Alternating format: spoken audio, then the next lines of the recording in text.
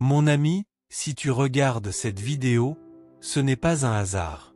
Tu te demandes peut-être pourquoi certaines bénédictions tardent dans ta vie, pourquoi tu vois d'autres avancer, alors que toi tu as l'impression de tourner en rond. Et pourtant, Dieu veut te bénir. Oui, il veut apporter plus de changements dans ta vie. Mais, il y a une vérité que nous oublions souvent. Dieu désire bénir un cœur prêt, un cœur disponible, un cœur ancré en lui. Dans cette vidéo, nous allons explorer cette réalité. Pourquoi Dieu attend parfois? Quel type de bénédiction il veut te donner? Et surtout, que faut-il changer ou cultiver dans ton cœur pour recevoir ces bénédictions?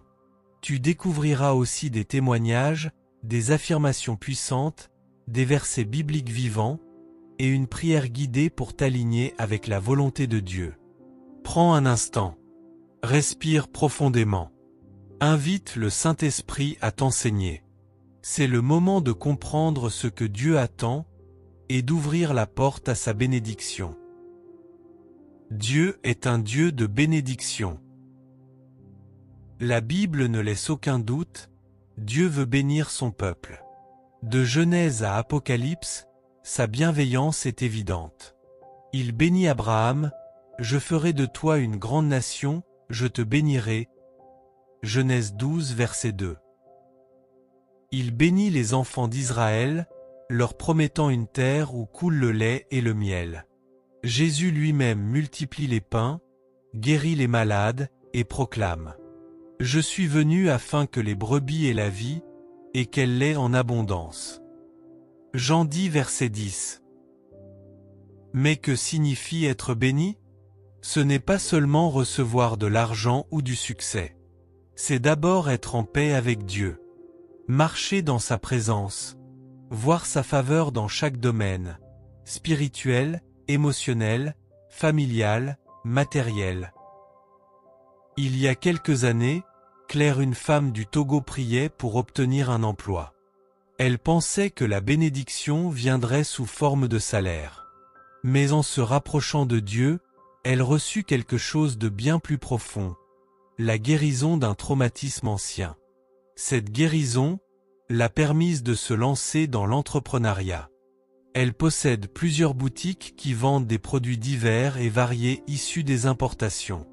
Aujourd'hui, elle témoigne, « Ce n'était pas un emploi que je cherchais, c'était la paix. » Dieu bénit parfois au-delà de ce que nous demandons, mais pas toujours comme nous l'imaginons. Lui seul sait de quel mal nous souffrons exactement et tout ce qu'il faut pour que nous accomplissions ce pour quoi nous sommes appelés. Claire, par exemple, a créé plein d'emplois, nourrir une multitude de personnes. Cela est même le contraire de ce qu'elle voulait au départ, c'est-à-dire être nourrie par quelqu'un d'autre. Pourquoi Dieu attend parfois pour bénir? Beaucoup se demandent, pourquoi Dieu n'agit pas? Pourquoi je ne vois rien changer dans ma vie? La réponse est souvent spirituelle, et pas toujours émotionnelle. Psaume 66, verset 18, « Si j'avais conçu l'iniquité dans mon cœur, le Seigneur ne m'aurait pas exaucé. » Dieu n'est pas sourd à nos prières. Il est patient. Mais parfois, il attend que notre cœur change. Il attend que nous renoncions à l'amertume, que nous pardonnions, que nous mettions de l'ordre dans notre vie intérieure. Jean priait pour le retour de sa femme, après une séparation. Pendant des mois, silence. Jusqu'au jour où il a confessé une infidélité ancienne qu'il avait cachée. Peu après, sa femme a accepté un rendez-vous. La bénédiction n'était pas retenue, mais suspendue à la repentance. Nos actes qui n'honorent pas Dieu, sa volonté et ses paroles nous éloignent de ses bénédictions, surtout si l'on refuse de les reconnaître ouvertement. Dieu veut préparer ton cœur pour que tu ne sois pas détruit par la bénédiction. Parfois, recevoir trop tôt peut te détourner de Dieu. Oui, nous connaissons des frères et des sœurs qui, après avoir obtenu beaucoup de fortune, deviennent plus orgueilleux, ils vont jusqu'à briser leur couple déjà béni par Dieu en changeant de partenaire de vie comme bon leur semble. Ils s'adonnent à la luxure et non la charité. Proverbe 10 verset 22, c'est la bénédiction de l'Éternel qui enrichit, et il ne la fait suivre d'aucun chagrin. Dieu attend, parce qu'il t'aime. Un cœur disponible attire la bénédiction. La question cruciale aujourd'hui est: ton cœur est-il disponible? Pas seulement pour recevoir, mais pour marcher avec Dieu, le suivre, lui obéir. Ésaïe 1 verset 19, si vous avez de la bonne volonté et si vous êtes docile, vous mangerez les meilleures productions du pays. Ce verset montre une chose, l'obéissance attire la provision. Même si cette dernière n'est pas facile, elle est faisable et les récompenses sont énormes. Olivia priait pour son mariage. Dieu lui mit à cœur de servir dans son église locale. Elle obéit. 1 an plus tard, elle épousa un serviteur de Dieu rencontré dans cette œuvre. Moralité, elle a d'abord ouvert son cœur à l'appel de Dieu, et la bénédiction est venue. Avoir un cœur disponible, c'est être prêt à changer d'habitude, être ouvert aux instructions divines, accepter de laisser Dieu diriger, même si c'est inconfortable. Jacques 4 versets 7 à 8, soumettez-vous donc à Dieu. Approchez-vous de Dieu, et il s'approchera de vous. Dieu cherche des cœurs qui disent « Seigneur, je veux ce que toi tu veux ». Nous sommes de simples mortels. Laissons Dieu diriger notre barque dans la vie. Répète avec moi « Seigneur, je veux ce que toi tu veux ». La prospérité spirituelle avant la bénédiction visible.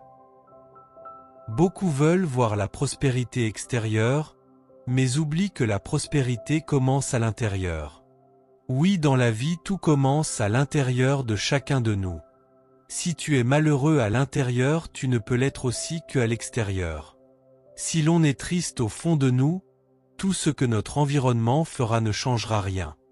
La joie extérieure durera que quelques instants, laissant place à la tristesse intérieure.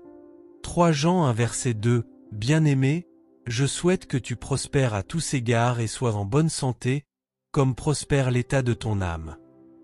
Dieu veut que tu sois riche en paix, abondant en foi, prospère en espérance.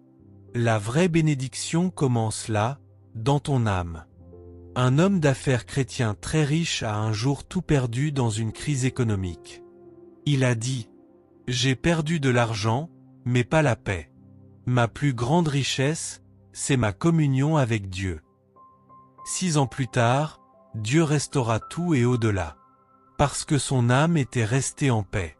Dieu peut accorder des choses visibles, mais ce qu'il veut le plus, c'est une relation solide avec toi. Il veut que tu sois comblé même quand tu n'as rien, parce que ta source, c'est lui. Prière guidée pour recevoir avec un cœur disponible.